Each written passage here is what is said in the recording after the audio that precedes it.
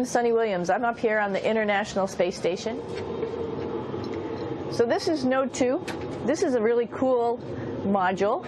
Of course, most of these modules you'll see they have 4 sides, and they're put together. That way we could sort of work on a flat plane, either a wall, a floor, another wall, or the ceiling. But you know, again, all you have to do is turn yourself and your reference changes.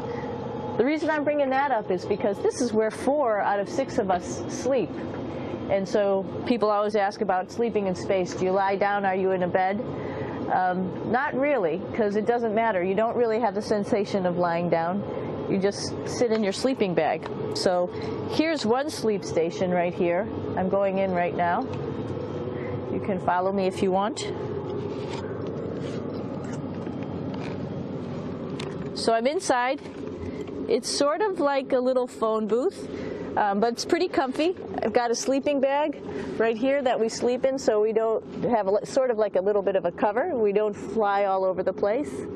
But you know, you can sleep in any orientation. I have it sleeping, feeling like I'm standing up right now, but like you saw, I'm on the floor. But it doesn't matter if I turn over and I sleep upside down. I can't have it. I don't have any sensation in my head that tells me that I'm upside down, so it really doesn't matter. The sleep station is also like a little office. We've got a computer in here. As you can see, we've got a couple little toys. I've got some books. I've got some clothes and other things that make it sort of like home. I'm coming out. And just for reference, that's one sleep station. This one's another. Right here. There's one on the ceiling, if you want to call it. Right here. And then there's a 4th on the other wall over here. So all of us sleep in a little bit of a circle. All right, come on back. There's more to show you. I know that there's some questions about how to use the bathroom and how do you actually live in space like normal, like at home. I mentioned real quickly about getting up in the morning and brushing your teeth and washing your face. Well, how do you do that? Well, here is the bathroom, essentially. You get up in the morning, and we have a little kit, and it has all the essential things that you need, like your toothbrush and toothpaste and brush. See how much better the brush makes my hair look? I'm just joking.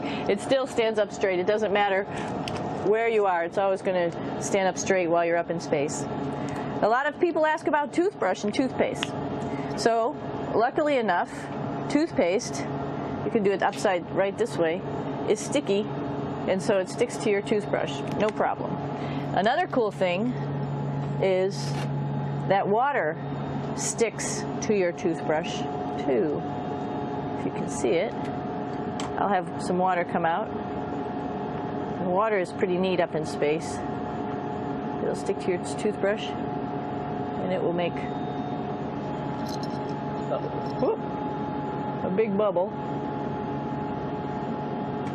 And that's just by surface tension. And then you can drink it. So a lot of people ask about what do you do with the toothpaste after you brush your teeth.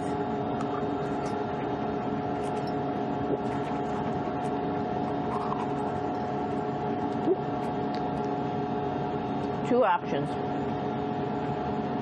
Swallow it, and it's sort of like mouthwash, but it tastes a little gross. Or you can just spit it out in a paper towel, and then you don't have to worry about it. Swallowing thing I wouldn't recommend at home. I'm only up here for 4 months, so it's not that bad. One of the most pressing questions about living in space, of course, is the bathroom. So let's take a look at that little piece of work. Come on in.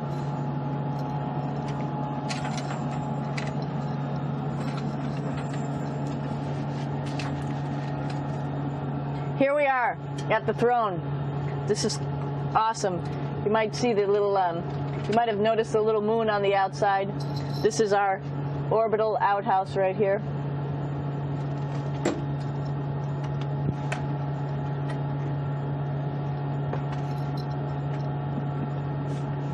And of course, it serves for two functions.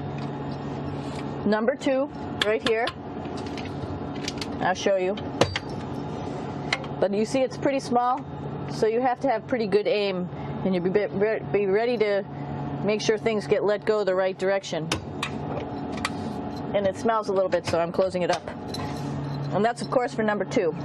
And this guy right here is for number 1. So they're sort of two slightly separate functions, but you can do a little, essentially both, by hanging on right here and doing number 1 and number 2. I might add it's color coded, so you really don't get it mixed up, which is nice. This is yellows for number 1. And of course, you do have your privacy. There's a little door, so other people know that you're in there.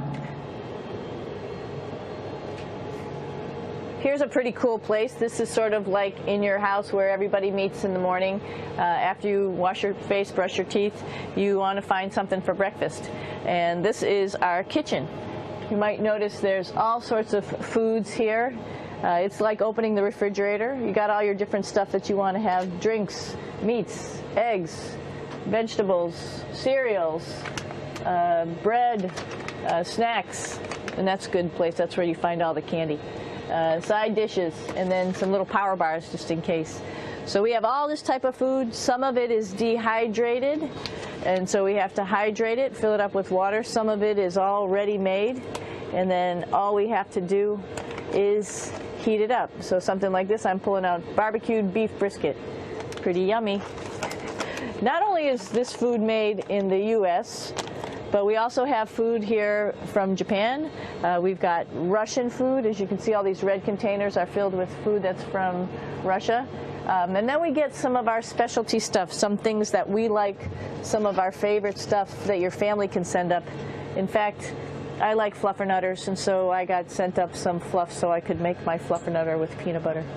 So you have a lot of food up here, no problem. Right behind me is actually the hatch that you go out into space. And right now we have it filled up with a couple other spacesuits because we've got 4 of them up here and some of our tools. But right behind here is the hatch in which you actually go right outside into the vacuum of space. The spacesuit is pretty big, as you can see. It's like being a football player. Part of the reason it's so big and bulky is because of this backside, this backpack. It's like going on a hike with a backpack, but the backpack and the suit weighs about 300 pounds. Luckily, in space, nothing really weighs anything, so you don't feel that it's so heavy. But we need to have such a big suit because that guy back there is essentially the heart of the spacecraft. I call this actually a spacecraft. It has all the oxygen for you. It has all the carbon dioxide removal system for you. It also has a heating and cooling system to make sure to regulate our body temperatures while we're outside. It also has a computer, so it tells you on a display here if there's anything that's going wrong with the suit, if we're running out of oxygen, if we have too much carbon dioxide, or any type of electrical problem. So it's a pretty awesome little spacecraft, and actually got to go out, use my little spacecraft a couple times, and it worked like a charm. Lucky that it works very nice. You might want to see what the helmet looks like. It's pretty cool too. We don't usually go out like this, so you usually can see when the helmet's open. So you can see what it looks like inside. Somebody's little head would be inside of here.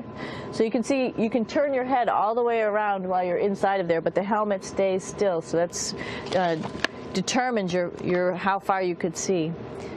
And it's usually pretty sunny out there, so we have to wear our sunglasses, and this is our sunglasses right here, which make you look pretty cool.